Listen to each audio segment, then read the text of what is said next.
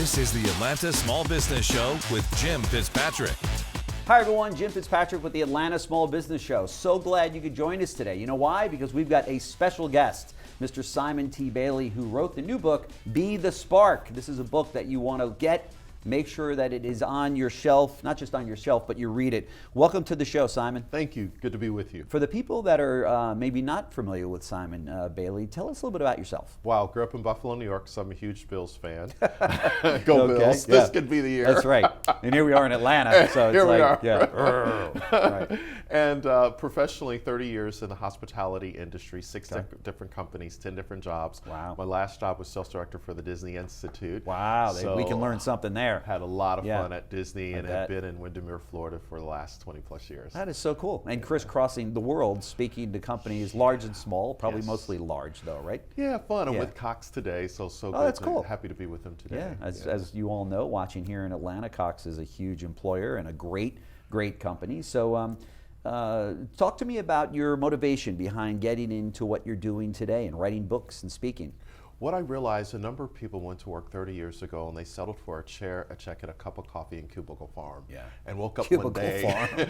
and I love said, it. why am I here? Yeah. And what I discovered, when you're the spark, you quit your job and you go to work. Yeah. Because a job stands for just overboard. But I'm using this stuff. This is good. Just overboard. For those entrepreneurs out there, you know what he's talking about, right? But when you go to work, you love what you do. And that's what customers receive from you. Yeah, that's for sure. And I know that that's exactly what it's going to take in today's competitive environment to show that to the customer, right? Because Absolutely. the customers drive business today, right? I mean, we might think we've got a great widget or a great service, but we're nothing unless a customer really loves us, so to speak, right? Totally, and I think what entrepreneurs are realizing, that a brand is an emotion, a connection, a perception, a moment, and a memory. Yeah.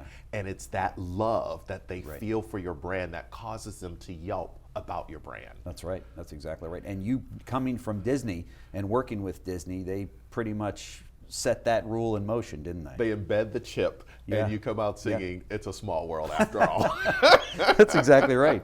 A little small world reference. And now I'm going to sing it the rest of today. But well, let's talk first of all about a breakthrough strategist. I referred to you in the opening as that. What is that, and how does that help individuals? So first of all, when I talk about breakthrough, you have to break through and create a culture that really matters and people want to connect with. So I was fortunate to be invited by Chick-fil-A a few years ago to speak to 5,000 of their operators. Okay. And one of the things that I saw, Chick-fil-A has broken through in connecting with the customer by creating this culture that people are just raving fans. And I was like, oh my God, that's it. It's that breakthrough. That's right. And then it allows them to attract talent, and it allows them to also offer a product that people can't live without. That's exactly right. And we all look to Chick-fil-A, right, to say that they're kind of the shining company on the hill that we all aspire to be to be one day. And then you wonder, well, which comes first?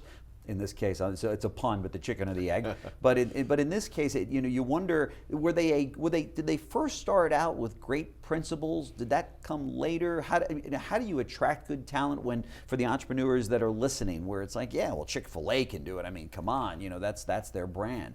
But how does a young entrepreneur set out and say, I want to start to build a brand like a Chick-fil-A? Yeah, every entrepreneur listening to us, they have to start with purpose. What is your purpose for being in business? And put purpose before profit. Okay. It's counterintuitive, but when you put purpose before profit, you become more profitable because you're not chasing money, you're chasing meaning. Right. And as you chase meaning, the money will come. Right.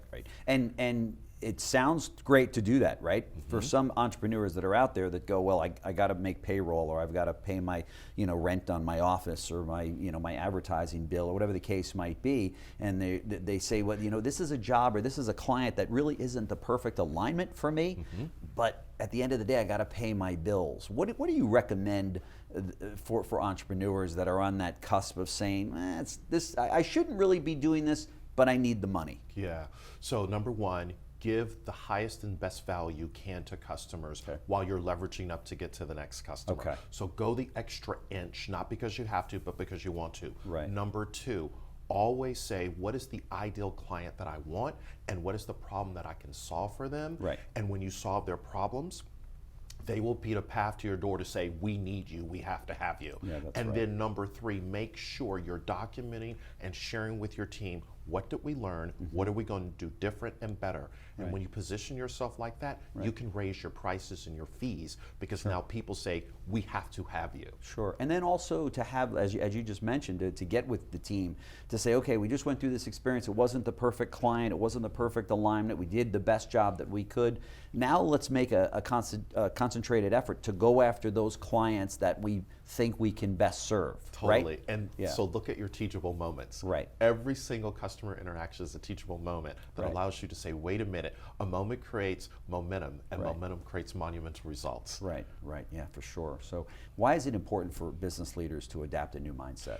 Well, first of all, we're in a very disruptive world of algorithms, AI, artificial intelligence, obviously, autonomous cars. So we have to think about, in a very high-tech world, how do we remain high-touch? Not because we have to, but because we want to. And then we're remaining high-touch, marrying those two, because really the lines are blurred because of the user experience.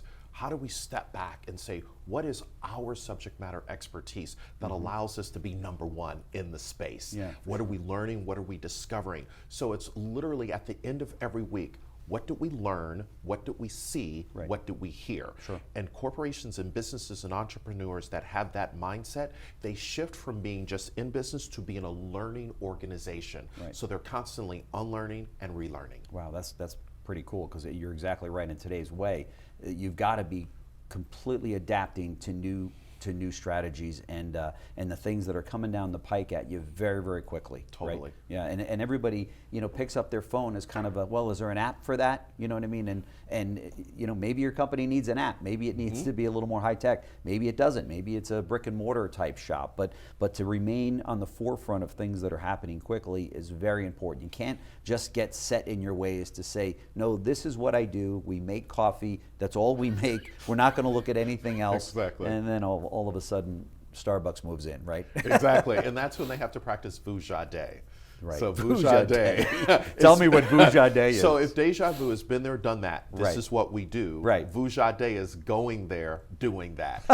It's zigging when everybody is zagging. So, in your latest book, Be the Spark, 5 Platinum Service Principles for Creating Customers for Life, is about learning how to be the spark within your business. Tell us a little bit more about that. So since leaving Disney, I've worked with almost 1,800 organizations in 49 countries. The common thread that I saw is every business, no matter what industry, they have a man or woman who decided to go the extra inch. Not because the company made them do it, they wanted to do it. So you gotta hire talent and double down on talent, because your most important customer is your employees. That's right. Employees are customers too. That's right. So we saw this time and time again. So Spark is based on what I learned at Disney when they embedded the chip. And I sniffed the pixie dust. So also looking at these companies to say, every company has to have men and women who have a spark that ignites a blaze. That's right. In fact, when you talk about raging fans as your customers, you really need raging fans as your own brand that work inside your company, right? Totally. And every time a customer calls, if they hear it, they own it. They don't pass the buck. They're like, I'm going to own this customer experience. Yeah, for sure. And so what are some of the characteristics that you look for if you're a small business owner that you can find that you should be looking for in bringing in those early employees? Well, most people say it would start with attitude, but I think it starts with discernment. You're looking for, how does a person discern a situation? So when you're interviewing them, say, hey, here's a scenario. How would you handle this customer? And you want to see if they can use the 6 inches between their left ear and right ear and think about, here's how I would exceed expectation in that moment. Yeah, for sure. What can business leaders do to maintain strong relationships with their customers? With small business owners and large business owners are struggled in this area, because we start to get, we get the client, we bring them in, you're in that honeymoon stage the first 30 or 60 days, and then all of a sudden you're on to the next customer, and you're trying to build your business and at the same time retain the customers that you have. And we hear a lot from small business owners that say in there is the struggle, right? Talk to us about that. I love this question. 3 things. Number 1, today I flew in, I arrive at National Car Rental, and I'm going to pick up my car, and there's a sign saying happy birthday to a person that's going to rent a car. Wow. That little birthday or anniversary, remember those things. Yeah. The second thing, set Google alert Okay. for your customers. Anytime Ooh, good great idea. news Yeah. comes out about them, Great you'd be idea. the first to say, handwritten note, send a quick video or Huge. something that says, this is awesome news. Yeah. They're like, wow, how did you know? That's right. And then the third thing, don't just call them when they pay their invoice. Call them to say, where's your business going? How can I help open other doors for you? Right. Because if you help introduce them to other people they can do business with, they never forget you. That's right. That's right. And they'll stay with you for life. Exactly. That's really what it's all about. How long does it typically take for a business to start noticing changes after applying methods like this? Is it something that should be immediate, or is it, you look down the road, or what's your take on that? 50 employees or less, look for 90 days. Okay. Because 90 days you start to kind of identify. Sure. Over 50 employees, it probably will take you 6 months to a year. Okay. And then even larger, it'll probably take you 2 to 3 years. Okay. I was working with a hospital not too long ago, 1,500 employees. It took us about 3 years to get the culture to change. Sure. Because the doctors have a culture, the nurses have a culture, Right. employees have a culture, Right. and then administration has a culture. Wow. And so you got to get everybody on the same page, singing from the same hymn. Right. So it just depends on the size and scope of the business. What you just mentioned, I don't even know how that's possible to do, but thank God there's guys like you that can help in that process. What are some of the actionable steps that people can take immediately to apply to their own personal career?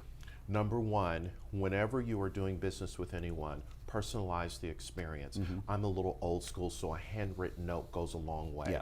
In a high-tech world, for those that are on LinkedIn, you can actually send a video within LinkedIn to a person that you're looking to connect with. That brands you differently. Cool. But then the third thing is talk about what you're reading, what you're learning, what you're discovering, and how it will help someone else. You will stand head and shoulders above the noise in the marketplace. Yeah, for sure. What are some of the things that you want the readers to take away from the book? I mean, if you had to list 4 or 5 things, what would they be?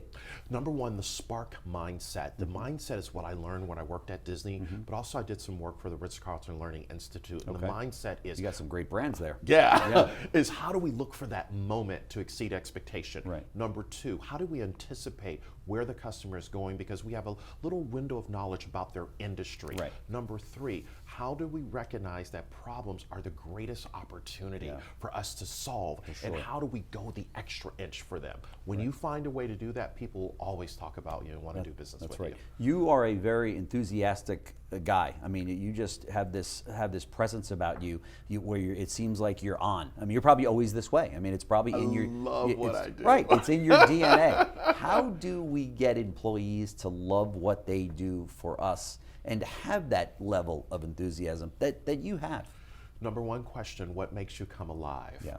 Every employee has got to ask themselves that question. Yeah. Number two, what if I went to my manager or leader and asked them, what is it that I can take off your plate that you don't like doing? Right. This is not a kiss up move. Yeah. It's to say, listen, I'm looking to add more value. Yeah. And then the third thing, if you are in a company that you do not love, fire yourself because you're taking up space for someone else. I agree. And then say, where can I go and add value? That's right. Help make the world a better place by putting a smile on your face. That's exactly right, and the fire yourself. I think that's so good, because there are people that are walking around in jobs. What did you call it? Just above? Just overboard. Just overboard. The lights are on, but nobody's at home. That's right. You know? That's right. And you owe it to yourself and your family, right, for your own happiness. Because your family's not going to be happy if you come home, from your job every day and you're your miserable, kids don't want to work at that company. They're like, I don't want to go to that company. Look at dad. Look at mom. That's right. That's exactly right. Yeah. They're seeing it on your face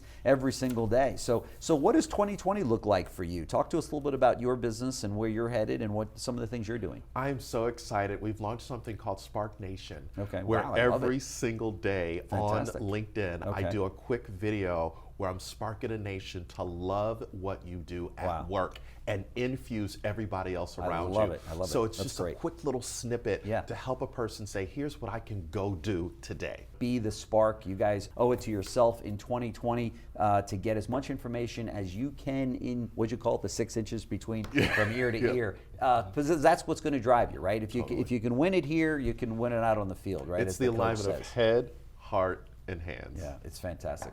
I love it. I love it. Simon T. Bailey, Be the spark, and then of course check them out online as well. I want to thank you so much for all the time you gave us today. Yeah, I'm going to be enthused for the next week, I think, because of your energy level. I love it. So, thank you so much. Thank you. Thanks for watching Atlanta Small Business Show. ASBN is a part of the JBF Business Media family.